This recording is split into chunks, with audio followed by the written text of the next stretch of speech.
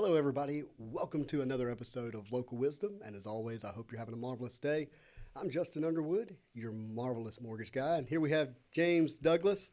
The not so marvelous Stop. mortgage guy. I'm not a mortgage guy. No, thank you, Justin. You had a week to work on your name. Look, it's work in progress. It'll be all right. That's all right. Well, thank you guys for watching today. We've got a really fun topic where we're going to talk about housing types or types of houses and why that's important. Absolutely. And so before we get started, let's talk about, we're not talking about those types of houses. Like, we're not talking about styles. Yeah, like not styles. Not ranch style or Acadian style or whatever. We're West talking Monroe about style? construction types. Okay, got it. Construction types. So this is like the structure of the house, primarily associated with probably the foundation being the biggest delineator. Yes, we'll talk because there will be a little bit difference in the modular mobile manufactured. That was going to be fun. That's going to be a lot of fun. Yeah, and I think it'd be educational for some people, and also it's going to give you a very clear, or hopefully a more clear picture of what's going on in the market. So. Yeah, so people call me and I'll be talking to them and I'll say, hey, look, what kind of house are you looking for to get financed? Yep. And they're like, what do you mean? Just a house? I'm like, well, depending on the type of home, it dictates the type of financing. Very much. Well, you know more than the rest of us. But definitely there are certain, and we may get to some of those this morning, that you're going to have special financing for. Yeah, you really do. And so why don't we just get into it? We'll just get into the most common home type that we see. All right. What's the most common? We call it site built Correct. is our term. Yes. And what that means is that there's another term called stick built. You ever heard that? No, but it has a bunch of sticks in it. I get it. And the idea is that it was actually constructed on the site that it was built. Yes. So it wasn't there, and it became there because somebody built it there. Right. They brought all the raw materials in, the brick, the sticks, everything, and built on site. Yeah. So and there's some gray area there, obviously, because some things can be manufactured somewhere else and brought in and built there, so to speak. Sure. I mean, if you had trusses and that kind of stuff, they're built elsewhere and brought in, but the house is put together. And so the general assembly of the house is on site, but there's a permitting aspect to this that impacts the legal definition of site built. Okay. And that's because, and now this part of the topic can vary from, just municipality, parish, state, county. So just know that when we're talking about local wisdom here, we're really looking at Ouachita Parish. And I can't say I'm well in tune to the neighboring parishes in terms of how they do it, but I think it's similar. And that's that you have to have, building permits, right? Yes. And it requires 3 inspections. Okay. It requires what they call a foundation inspection. It requires an open wall inspection, and it requires a closed wall inspection. Well, there are some houses that you can't do that with. Okay. Like a mobile home. Okay. Manufactured home, not a modular home. But so with a stick-built, site-built home, you got to be able to have those inspections to be able to get a clear certificate of occupancy, which impacts your ability to get utilities and occupy the property and things of that nature. And buy it. If you're getting a mortgage. Yeah. That's one of the last things is the certificate of occupancy. Yeah, that CO, as we like to call it. And, with all that, it actually lands a particular way at the courthouse. Okay. Because, and I don't want to get out of my depth too much here, but, with taxes and ad valorem taxes in Louisiana, you get a tax exemption for your primary residential real estate that you primarily live in. Homestead exemption. Homestead exemption. And so a camper doesn't qualify for homestead exemption because it's a movable item. What if we take a school bus and renovate it out and make it look like a home? If it's The answer's no. Yeah, the answer's no, but it's actually more about whether or not it's considered permanently affixed. Correct. Which they can determine whether it's site built is considered permanently affixed, and you can show that in terms of new construction with your 3 inspections. If it's not permanently affixed, you can legally affix it. Yes. with what's So called, for a mobile home, yeah, it's called the active immobilization. well, actually, we should use the correct term. That's manufactured home. And if you're real fancy, a single section, a multi-section.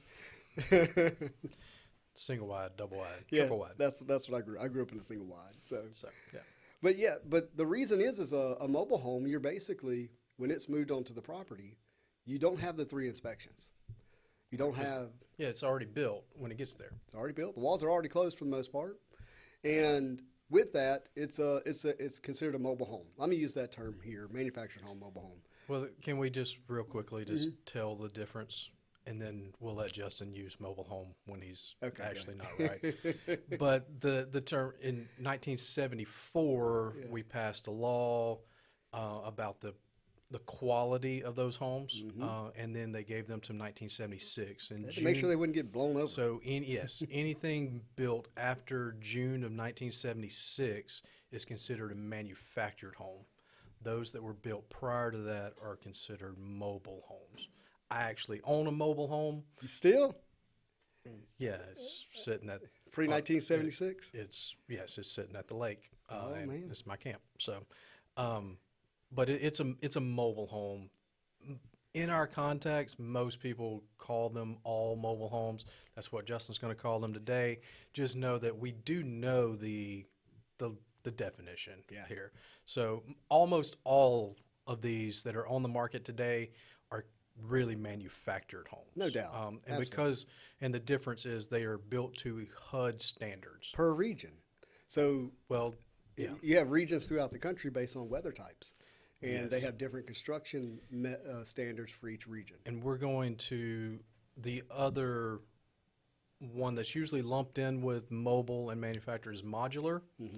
And modular are actually built to specific standards of the locality. So the local standards, not just Geographical. correct, a not region. just HUD standards, but they are built specifically to code in your area. So they would built to code in Washita Parish. Beautiful. And they're built a little bit different than manufactured homes. They're actually put together on site, where like whole walls would be shipped in, kind of thing. And it's It's confusing to the consumer. right. Let's And most of the time, modular homes you can put them on a slab if you want to.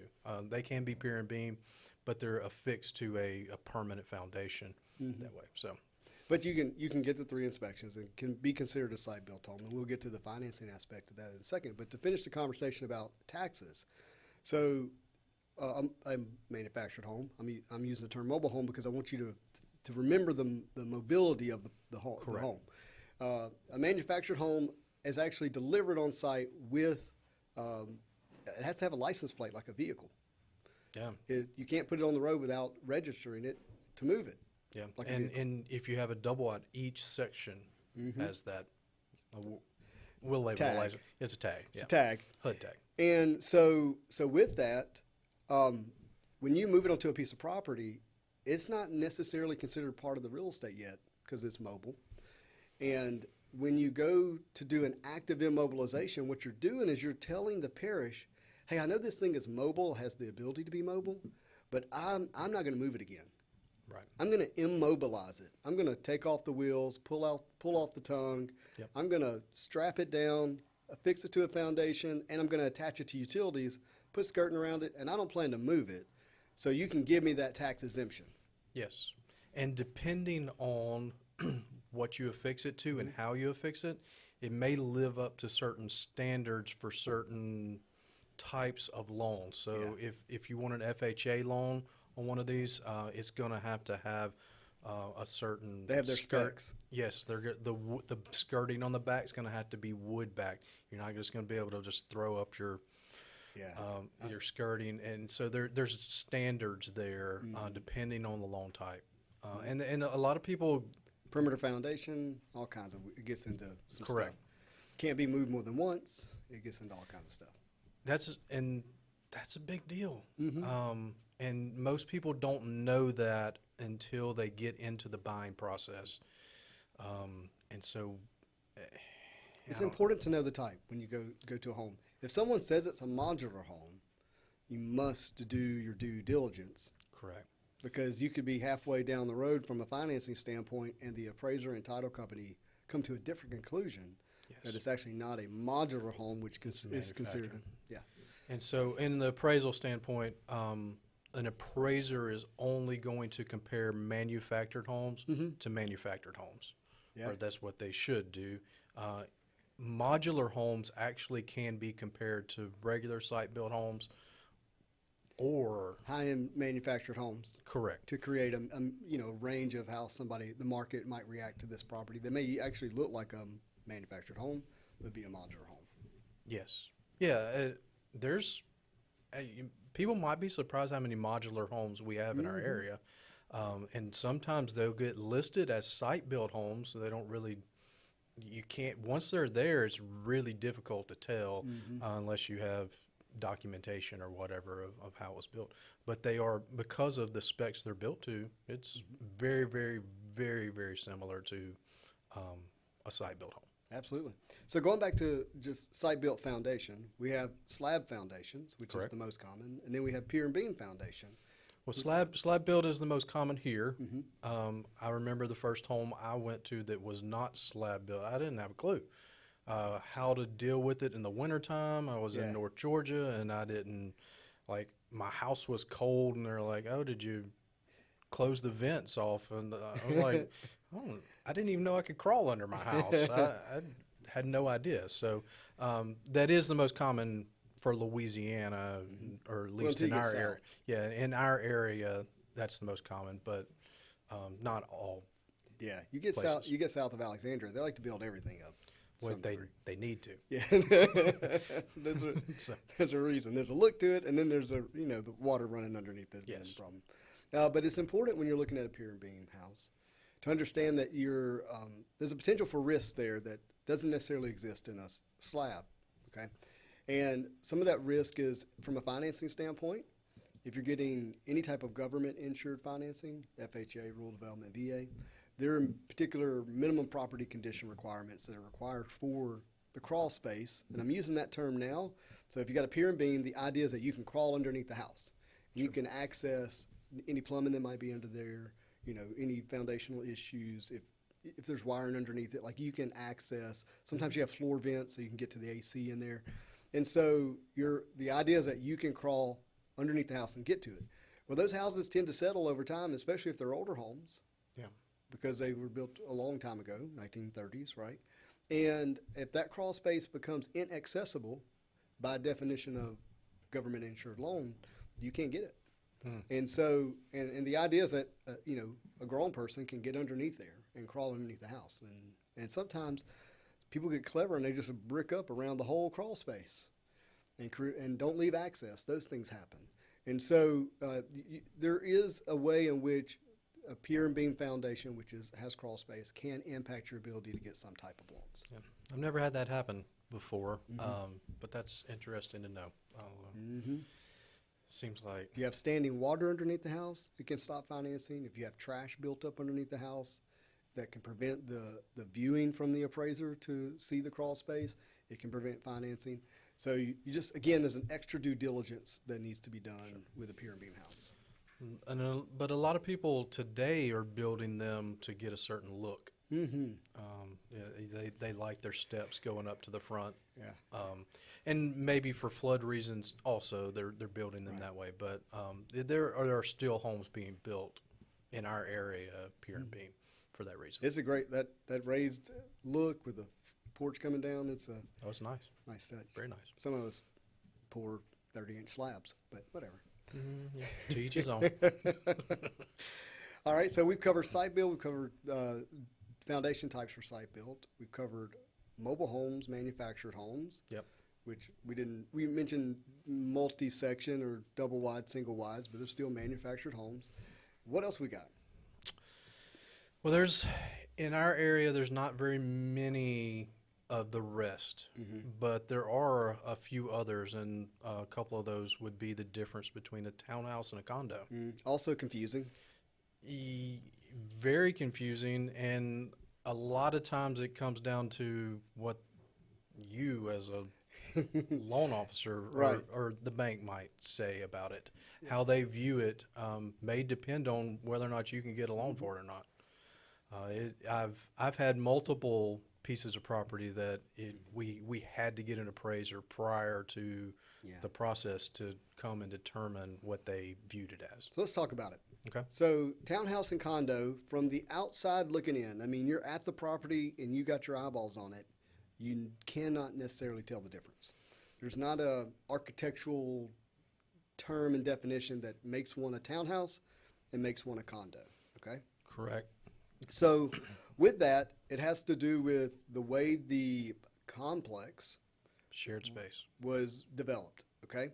So when you have a townhouse or a condo, you're going to have what's called a shared wall or a married wall or a conjoining wall. Yes.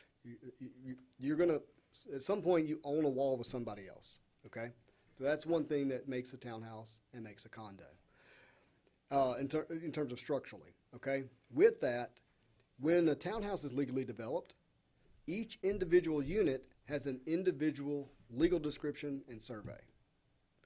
When a condominium is developed, the entire development has one survey and legal description. Okay. Okay? And the common elements are owned together. Yes. So condominium, it means that there's common elements that are owned corporately. Yeah, and Makes a lot of sense? people will go to the beach. They will stay in a condo, Mm-hmm. and there'll be a swimming pool, a gym. There'll be the foyer atrium area, Yep. the hallways, those kinds of things. And those are owned by everyone that owns the condo Yep. as an HOA of. And they generally divide it up based on the number of units. So if there's 100 units and you own one unit, then you own that percentage divided by 100. Right. And this is why financing can be very, very tricky with condominiums, okay? Real quick, townhouses, they're very much treated like site-built homes. And, you know, the goal is that they're compared to other townhouses. Developers tend to move away from townhouses into condominiums, or they would like to, because of the upfront legal cost to individually survey out and legally describe each one. Okay, as an additional cost, recording, filing, all this stuff adds up. And if you've got 100 units, you could be looking at, you know, $100,000. Like Easy. it just adds up very fast. Where with a condominium, you just have one filing plus, you know, the association type stuff. Well, in a condominium, you generally have an association, right? And if one investor gets really clever and says, oh, there's 100 units there, I'm going to just start buying them up, buying them up, buying them up. And let's say they bought 35 of them. So they own 35% of 100 units. Right. Well, then they could just say, I'm not going to pay the HOA. And then tank the development. And then what happens there is all of a sudden the values drop. And then what does that investor then do? Starts picking up the other units, driving the cost down. And once they own the majority of them, now they have what is essentially an apartment complex with a bunch of rental properties. Right. And it puts a lot of risk to the lender who loaned it in the beginning saying, well, this is going to be, you know, an owner-occupied condominium complex where people are going to be here and enjoy and take care of their properties, not rental properties like an apartment. And so to get condominium finances, the association, the HOA, has to be underwritten, just like the property and the borrower have to be underwritten. Wow. And so if you have a certain ratio of non-owner occupied properties, condominium fails. If the HOA isn't properly funded and they can't prove it in the books, condominium fails. And so it's very difficult in Ouachita Parish to get condominium financing because there's not a lot of them. And when you go to do an appraisal, especially if you have a high-end condominium complex, there's just not a lot of comps. They don't they haven't existed historically. I haven't done an appraisal in 7, 8, 10 years, something like that. So I can't speak to what's going on necessarily today specifically, but I imagine it's still difficult to get condominium appraisals. They are selling. We have a couple on each side of the river, usually overlooking the river. That's where people would want to buy a condo in our area. I can tell you from experience, the reason phase 2 of River Place condominium didn't get developed, it was because of the difficulty of appraisals. Sure. What people were willing to pay couldn't be proven through an appraisal process through condominiums, and it prevented the further scale and development of that. But they are complex. selling semi-regularly. Oh, I think they've done a lot better recently than they did. There was a period of time, and then look, they got caught up in the '08 crash too. So, in fairness, that was part of it. No, there's a lot of people that this appeals to them. There's a shared area that's upkept. You don't have to have a yard. You know, Oh man, and so you know, as long as you pay your monthly fee to the HOA, like they're upkeeping the property, and you have this, you know, a vacation home of sorts overlooking a nice piece of land. And so it is appealing to a lot of different types of people, but there is a difference between a townhouse and a condo. there is a legal difference, and it does affect financing. It does affect appraised values, and you know, which one appraises for more? Well, when you have more of something, you have better data. It tends to appraise for. It's easier to understand the value. Let me say it that way. Not appraise for more. It's easier to understand the value of Sure. a townhouse, at least locally. Now you get on the coast, and Right. there's literally just agents and finance companies that only focus on condominiums, and it's a whole different ball game when you're in that type of market. We're talking local wisdom. We're talking Washita Parish, and you know, right here along the Washita River. Yeah, and there's just not very much of that. And even townhouses, there's not just a plethora of those out there. But there are out there if it's something you're interested in. Oh yeah. They're Some on the nice market ones, actually. regularly. Yes, there's several, and there's been some built more recently, some newer ones. And so, Oh, they're typically gated and secure. You know, like you said, the upkeep, that's, you know, the kind of heavy labor aspect of it is all handled by the association. yeah, no, It can be it's really nice. good. Yeah, no, it can be. All right, Justin, what else do you want to cover today? Well, let's just lump some in, because I think time wise we got to be cautious here. Yeah. So when you're looking at log houses, when you're looking at anything that's what we consider, you know, not atypical, okay. What I want you to know about those type of houses is that the job of the appraiser to deliver to the lender is whether or not it's conforming. Yes. Conforming. And that's a word that would be really good for any of you, the listeners out there, to walk away with and go, hey, is the home I'm buying, is it conforming? Meaning, could I go find another one like it? Yeah. And if the answer is no, you may have difficulty getting finance. Sure. And because when the appraiser does an appraisal, before they ever get to the sales comparison approach, they have to answer the question, is this a conforming property or non-conforming? If it falls into non-conforming, you're likely not going to be able to get your traditional financing, and you'll have to get, I'm going to use James' word because I like it, some type of special financing. Yeah. And those things exist out there, and you can get them, but generally it's with terms that you probably don't want as much as you would like the traditional financing. It's not going to be as good of terms as a traditional mortgage. Yep, years, rate, things like, we see that with manufactured homes. So what type of houses could they be? You know, A-frame houses, igloo houses. We saw one recently that hit the market that was really, really popular that had to do with taking Shipping containers. shipping containers, and It's really nice. beautiful, right? Show that house 3 times in 24 hours to Yeah. 3 different people. And I said, well, James, take me to the other shipping container house. I don't know. I mean, not around here. Or It I may don't know. be out there, but it hasn't sold, Right. and it's not selling regularly where we can like test the market. But a log home, which would fall into the site-built category, Yes. we actually do have quite a few of those. That's And not true. That's not true all over the country, though. No. So a lender still needs to do, and well, let me actually point to the appraiser. The appraiser still has to do the job of building the case for why it's conforming in the area that you're in. We live in a kind of a rural, rustic, you know, area, Sure. and so there's actually an appeal, sometimes a premium given to those properties, and it's the duty and job of the appraiser to prove that in the report.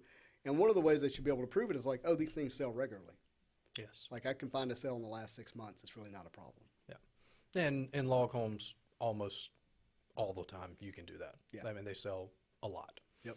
So, but boat houses, tiny homes, and so Well, camps that are very highly elevated, Yes. you know, you start looking, you got pier and beam, and then you have, you know, raised houses on piers. yes, And those are Those are all over the place, actually. If you really like dig into it, they're along bodies of water through Ouachita Parish, through Union Parish. So you can find them, but there's still work that has to be done from the appraiser standpoint to determine if it's conforming. And in our top 5 today, we are going to see a home that is borderline, whether it is conforming or not.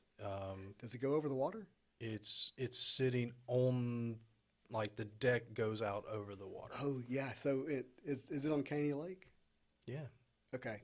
I remember working on an appraisal of a house where the gal, whoever it was, they had a lot, and they just said, well, I'm going to build it out here on the water. And they just built it right over the water. But I'll say something about this. But they ended up, there was no financing involved. Yeah. Then that's where a lot of these properties will end up selling with cash. Good news, cash can buy anything. For the most part. Almost. Cash can buy any type of house. That's true. Yeah. You've got enough of it. But if you find yourself looking at a house that, like, man, this is different, understand that also can create some difficulty with your traditional, conventional FHA, VA rural development financing. Yes. And listing agents can do some upfront help here. When we go and put into MLS, there's a whole list of what type of financing can this property get. Yeah. And most of the time, I'm going to be honest, I don't think most Just people call know. me. Yeah, just call me and tell me You're what going to you're have looking to at. talk to a lender on some of these at some I point. tell you, and please, buyer's agents, I'm just begging, look in the camera, right here. Listen to me. If you are representing a buyer who's buying one of these houses that doesn't fit your traditional housing, especially manufactured home shows up the most, call the lender as fast as possible and tell them what it is. Don't let the appraiser notify the lender that it's a manufactured home or that it's, some type of unusual type of house, because you lose time, you lose weeks, you lose friends, and then you lose financing because you may find out that lender doesn't even do that, or that there's not a way to get an approved appraisal to be able to do that. So please make the lender aware as fast as possible. Absolutely. Well, I may have had that happen a few times. I make my lender aware as quickly as I possibly can. Yes, we have something going. Praise the Lord. Well, I tell you, we personally don't offer manufactured home financing. Yeah. And nothing just like sinks your heart when you get an appraisal in. There it is. It's like, oh, it's a manufactured home. Why didn't anybody tell us? Yeah. And this probably would go to, if you have a real estate agent, and I would highly suggest Absolutely. that as a buyer, you have it doesn't actually cost you more. It's built into the price of the purchase. You have an agent, they're going to know. Yeah. Well, they should know. They should know. Yeah. And so they will help point you in the right direction for all of these things. So please get crucial. An agent. Be represented. Get a professional. Absolutely. Yeah. No, please do. So, all right. Let's do it. Top 5. Let's go. All right. We are actually not going to see a single house in Monroe or West Monroe I tell you, today. I feel dominated this week. Yeah, everyone outside of Monroe and West Monroe is all up in the top 5. It was bound to happen because, man, Monroe and West Monroe was really like, knocking out the top 5 there for a couple of weeks. Yes, they were. But, all right, number 5 is the house that The boathouse? it's not a boathouse. It's a brick. It's not brick. It's cinder block. It's a cinder block home that they built out on the edge of the water. Do you think they poured concrete inside the cinder blocks? Because I've seen that. I don't know, but it looks nice. But they are definitely cinder block walls on the inside. But there's another reason why this one probably couldn't get financing, and there's a trailer on the property. Oh, so it's got a site built and a mobile home together. Manufactured home, but yes. That is a problem with financing. You may go, why? Well, you have 2 houses on one piece of property, and this is called single-family residential financing for most loans. But they got really close to their asking price. It listed at $375, sold for $365, 1,800 square foot main house plus the manufactured home. So Tammy Gunder, Vanguard, good job. Wow, good job, Tammy. Yeah. How many days on market? Let's see, the 52. Yeah, and It Probably was under contract most of that. probably was. I didn't look at the contract date on that, but it probably took them that long to figure out how this was all getting Tell you, paid for. Airbnb has changed the way people are buying houses on waterfront property in our area. Sure. The vast majority of people I speak with that are looking to get financing on the water have some thought of building revenue through the ownership of a vacation home. Yeah, people are buying homes believing, hey, I'm going to use this 6 weeks out of this year, and the other, I'm going to let somebody else pay for it. yeah, that's. By the I way, have people talk to me almost every week about that. Can impact financing. Actually, should. So yeah, so in a Fannie Freddie traditional conventional loan setting, which you can get a second home, if you at any point mention that you're gonna give away control of the property to a third party, such as Airbnb, financing is done. Can't do it. Yeah. So It becomes a commercial loan at that point. take that for what you will. All right, number 4. This is in Ruston, and Ruston dominated this week. Jefferson Oaks Drive in Ruston, Lovely listed street. at $385, sold for $395. So Battling up there. Joe Peace with Lincoln Realty got this one sold. Oh yeah, old Joe. $178 a foot, 2,200 square foot house. Just a very typical home in the area in Ruston. Site built? It's a site built on slab. I have to say that it is on a slab. Yeah. Oh yeah, Jefferson. Yeah. Yeah. Nice slab. It had like 2 or 3 steps going up Okay. to it. So, Could have been pier beam, huh? Yeah, it could have They been. paid for that look. Yeah, no, that's they. Good built job, Joe. Yeah, good job, Joe. All right, this one as close as you're going to get to West Monroe today, and that's in Calhoun, Ooh. Calvert Crossing. There we And go. Calvert Crossing on Hodge Watson Road. It's not actually on the golf course, but number 3 sold for $551,000, Well, how big was the lot? 1.25 acres. And not on the golf course. Not on the golf course. Must be a very nice house. And there's something. So this was listed at $535,000 and Okay. sold for $551. Hmm. 3,700 square feet. Mark Phelps and Kathy Van Veckhoven. Kathy Van Beckhoven, John Ray Realty Agents, great job. Yes. You know, and I want the listener to be reminded, you know, houses selling above list price historically has not been typical.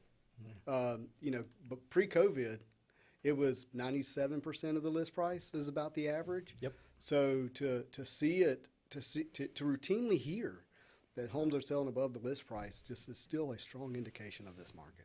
Yeah, there was a few months in a row there where we were over 100% during COVID. Like so.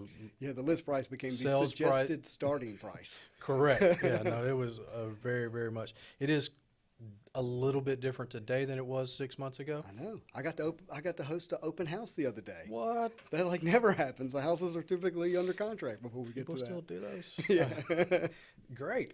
All right, number 2, back in Ruston, Wells Court, listed for $699, sold for Okay. $699. I don't know where Wells Court is. Well, it's actually not very far from that last one. Jefferson Oaks. So Jefferson Oaks is just a little more north Okay. of this. Interesting. Is it a newer house? It built in 2013. Yes. So Oh, I do think I know what subdivision. Do you have a subdivision name? no. Well, yeah, Toma Lodge. Yeah, Toma Lodge. Okay. Yes. Yeah, I know where it is. Okay. It's a very nice neighborhood. It is. I mean, $200 a foot. Yeah. It should be 3,400 square foot. Really nice house. And what was that sales price again? $699. And who is the agent? The agent is John Mellencamp. Melanson. Melanson. Okay. I'm so glad you said that. No, John Melanson, great agent, fantastic guy, and not surprised he's in the top 5. Yes. No. Well, he did a great job. 3/4 of an acre with this. Good job. Number 1 is actually on the other side of the highway from that, and this road is not on the map yet. Really?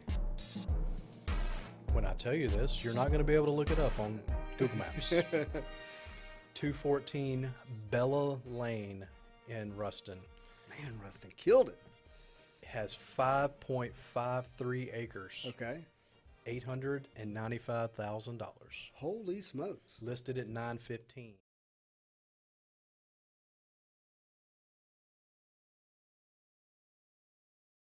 House, if you looked at it compared to this second one over in Toma Lodge, the houses compare almost exactly, and they're only a couple hundred square feet difference. Yeah.